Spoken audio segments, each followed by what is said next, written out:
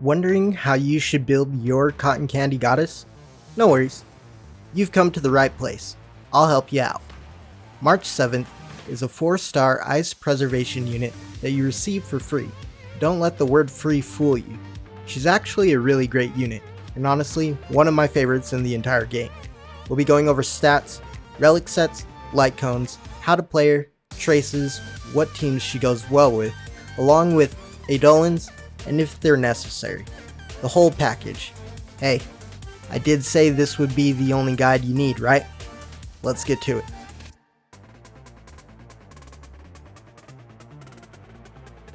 Taking a look at stats, March 7th is a unit that benefits greatly from building defense as this strengthens the shields she provides for her teammates. There are a few playstyles you can go: effect hit and damage, defense and effect hit, or speed and attack. I primarily play defense and effect hit because I think this is her best build. Not only can she take hits, she can provide support for the team, and because you're building defense, them shields real thick. To better understand our adorable lady here, let's take a look at her skills. I just want to note that speed and attack is an option, but I wouldn't really rely on her being your primary damage dealer, as she is a unit built to be supportive. March 7th has a bit of a protect and punish kind of playstyle, and you'll see when we take a look at her kit. Her talent, Girl Power. After a shielded ally is attacked by an enemy, March 7th immediately counters, dealing ice damage equal to X amount of her attack. It can be triggered twice each turn.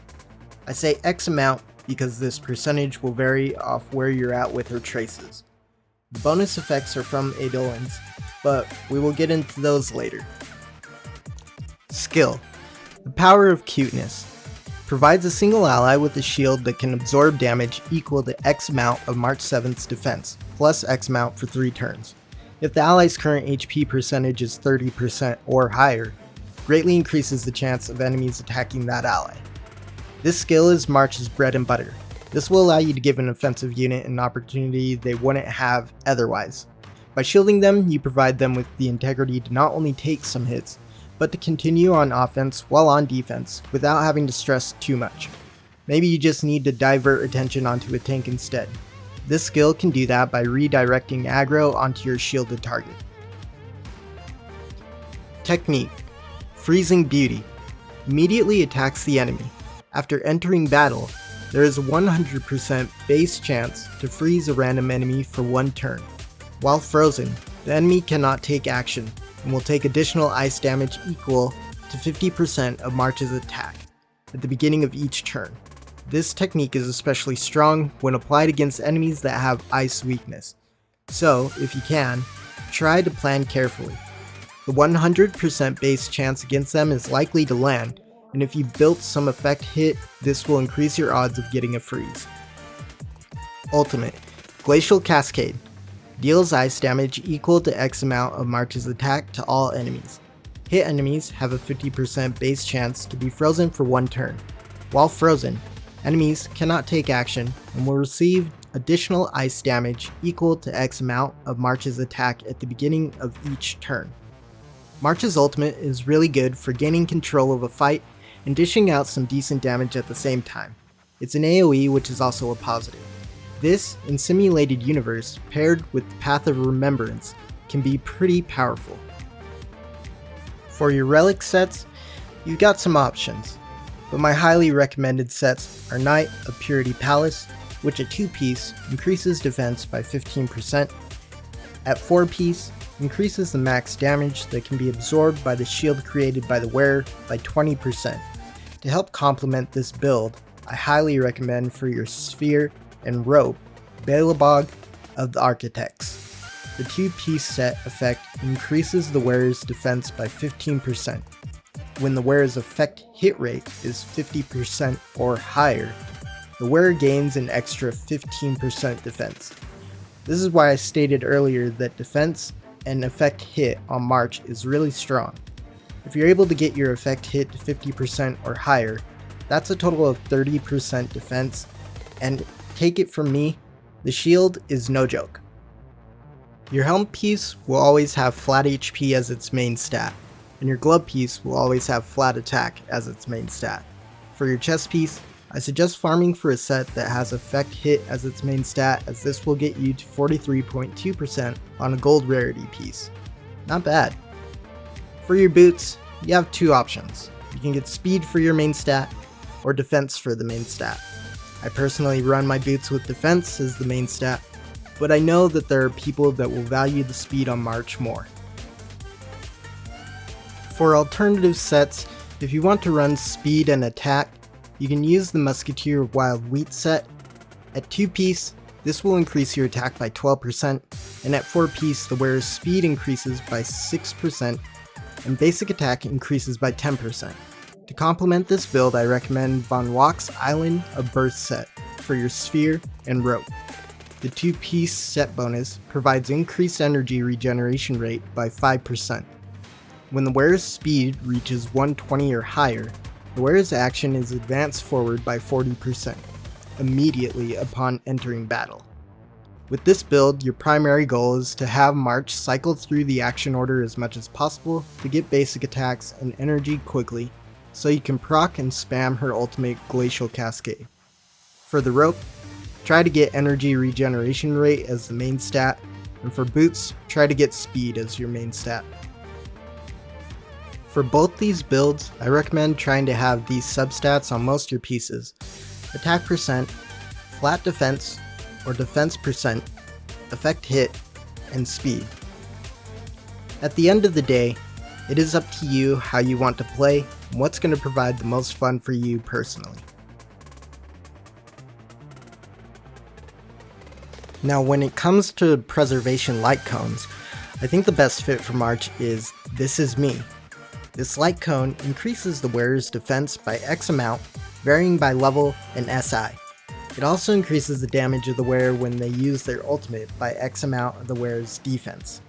This effect can only apply one time per enemy target. So, essentially, in my case, 60% of my March's total defense is going to proc damage onto multiple enemies when I use Glacial Cascade. It does only occur once, but when you're going through waves of enemies, this is really nice, especially while farming. Day 1 of my new life.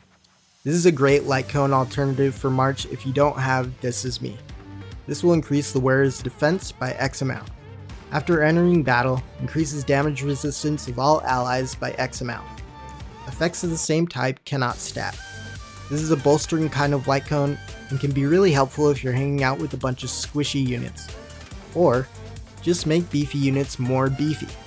Specifically for March, she will still benefit from the defense increase because her shield ability scales off her defense. We are Wildfire. This is the best budget option for March currently, and everyone should have or be able to obtain this light cone. At the start of the battle, the damage dealt to all allies decreases by X amount for 5 turns. At the same time, immediately restores HP to all allies equal to X amount of the respective HP difference between the character's max HP and current HP. This light cone can really come in clutch if you're unable to get somewhere to heal and have to continue fighting. Taking less damage for your entire team is always good, and I think you should really consider this light cone if you're looking to build your March 7th really quickly.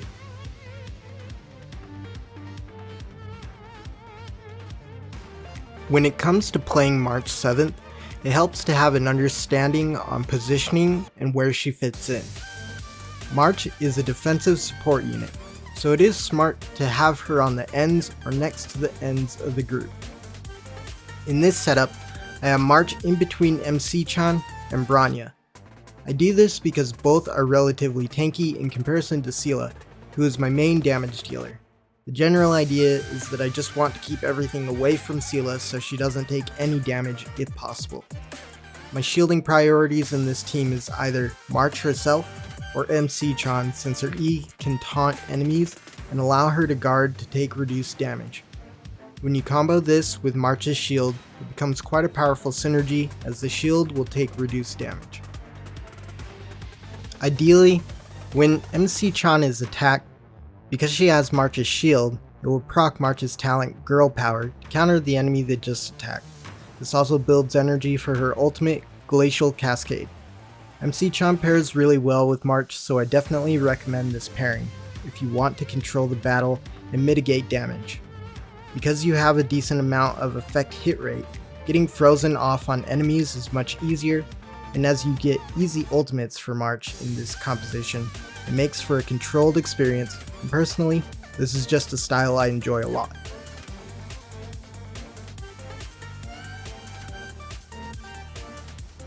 There are 2 trace ability upgrades you want to obtain as soon as you possibly can. The first being Purify. Purify is a bonus ability that upon obtaining applies to her skill the Power of Cuteness, which is her bread and butter shielding ability. So now, not only does it shield, but it will also cleanse an ally or March of 1 debuff. Pretty nifty, right?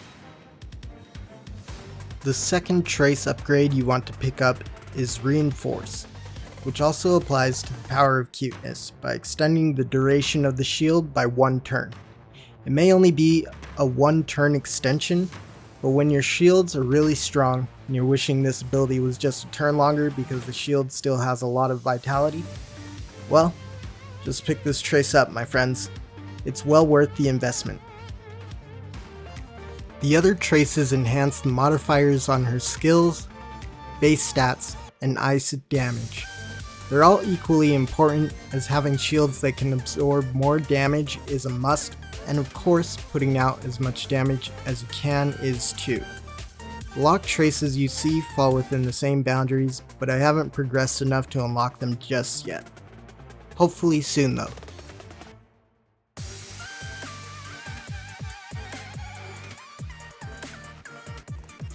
In my opinion, I think March 7th can fit really into any team. Shielding is a big component of the game, and it would be a good idea to eventually have 2 shielding units built anyway. There are situations that are more appropriate than others, but generally, she will be good for most any team composition you want to set up.